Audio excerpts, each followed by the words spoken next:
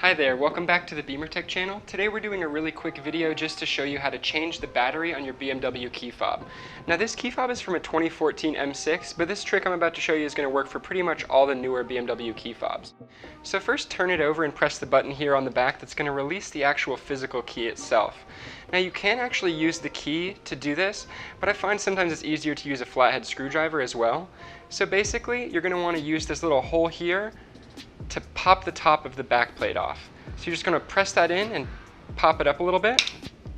Pops right out like that. Then you can slide the case plate off. And now it's open and you can see the battery. Now like I said, you can use the key, but for this step I find it easier to use a little flathead screwdriver like this, just to very gently pull that battery out. Make sure you don't damage any of the internals. You can get that battery out and put your new battery in. Now these are a CR2450 battery. You can find these at most hardware stores.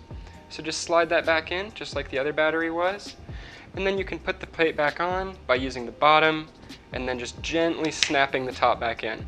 It's very simple. You can do it right at home. You can slide your key back in and you're ready to go.